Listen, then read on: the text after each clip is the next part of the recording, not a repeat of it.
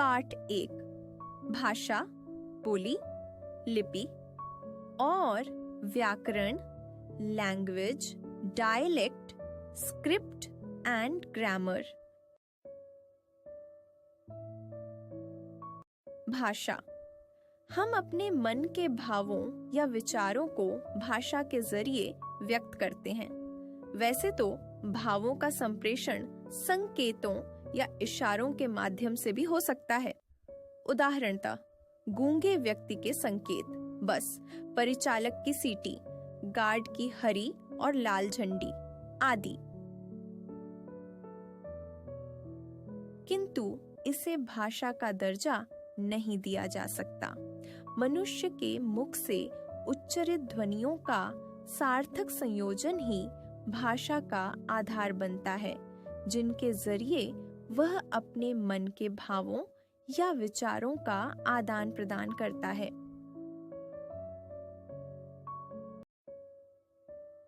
भाषा वह साधन है जिसके द्वारा मनुष्य अपने मन के भावों और विचारों को बोलकर और लिखकर प्रकट करता है तथा भाषा के द्वारा दूसरों के भावों और विचारों को सुनकर और पढ़कर समझता है।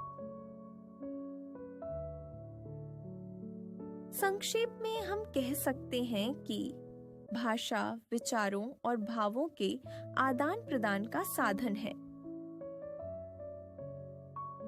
भाषा के रूप। आयुष ने प्रणव को दिल्ली से पत्र लिखकर बताया कि उसे वाद विवाद प्रतियोगिता में प्रथम पुरस्कार मिला है।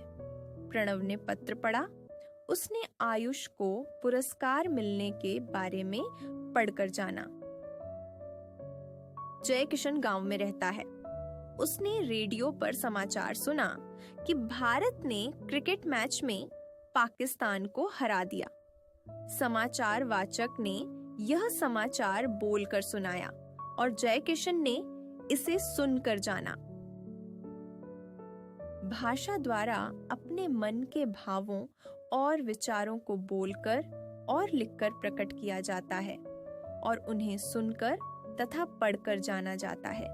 इस प्रकार संसार की समस्त भाषाओं के दो रूप हैं, मौखिक रूप, लिखित रूप। मौखिक रूप। भाषा के मौखिक रूप में वक्ता अपनी बात बोलकर प्रकट करता है और श्रोता उसे सुनकर समझता है। संवाद, भाषण, वाद विवाद, वार्तालाप आदि भाषा के मौखिक रूप होते हैं।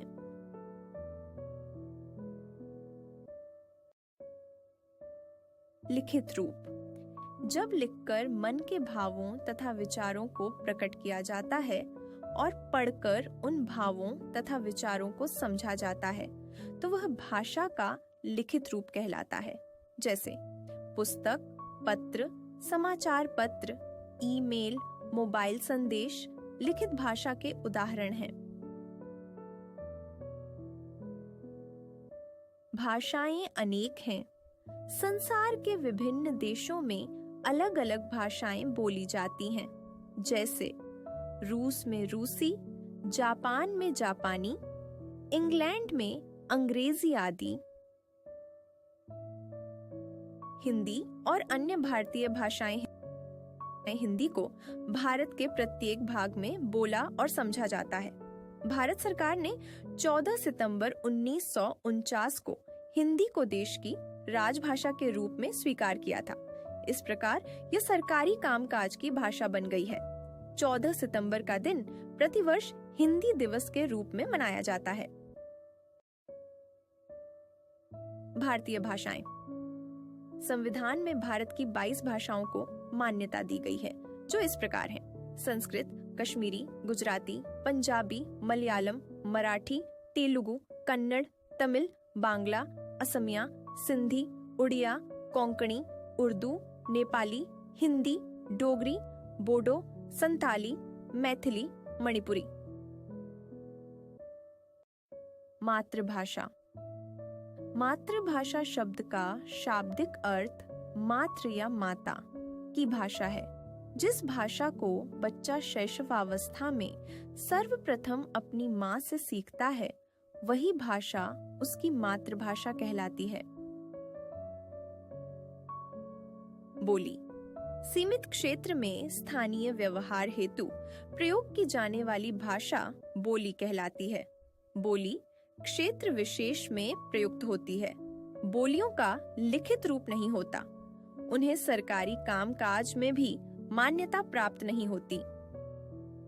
भारत में कई प्रांत हैं। विभिन्न प्रांतों में अनेक बोलियां बोली जाती हैं। बोली थोड़ी दूरी पर बदल जाती है, जैसे भोजपुरी, बुंदेली, कन्नौजी, अंगिका, हरियाणवी आदि। भाषा और बोली में अंतर। भाषा का क्षेत्र व्यापक होता है तथा बोली का क्षेत्र सीमित होता है। भाषा में साहित्य रचना एवं ज्ञान का संग्रह होता है, जबकि बोली का प्रयोग बोलचाल और लोकोक्तियों तक ही सीमित रहता है। लिपि भाषा अपने प्रारंभिक चरण में मात्र बोली जाती थी। इसका लिखित रूप नहीं था। कालांतर में इसके लिखित रूप की आवश्यकता महसूस की गई। अतः उच्चरित ध्वनियों के लिए अलग अलग ध्वनि चिन्ह बनाए गए। यही चिन्ह लिपि कहलाते हैं। इस प्रकार हम कह सकते हैं कि मौखिक ध्वनियों को लिखित रूप में प्रकट करने के लिए निश्चित किए गए चिन्हों की व्यवस्था को लिपि कहते हैं। हिंदी भाषा देवनागरी लिपि में लिखी जाती है। यह ब्राह्मी लिपि से विकसित हुई है। इसी से गुजराती व बांग्ला भाषाओं की लिपियों का भी विकास हुआ है। हिंदी की जननी संस्कृत है, उसकी लिपि भी देवनागरी है। कुछ प्रमुख भाषाओं की लिपियां इस प्रकार हैं। भाषा हिंदी, देवनागरी लिपि, भाषा मराठी, देवनागरी लिपि, भाषा अंग्रेजी, रोमन लिपि, भाषा पंजाबी, गुरमुखी लिपि, भाषा संस्कृत, देवनागरी लिपि, भाषा नेपाली, देवनागरी लिपि, भाषा उर्दू, फारसी लिपि, भाषा गुजराती, देवनागरी लिपि। व्याकरण शुद्ध और प्रभावशाली भाषा का बड़ा महत्व है। यदि भाषा अशुद्ध हो तो अर्थ का अनर्थ हो जाता है। इसलिए भाषा को शुद्ध और सुसंस्कृत बनाए रखना आवश्यक है। यह काम व्याकरण करता है।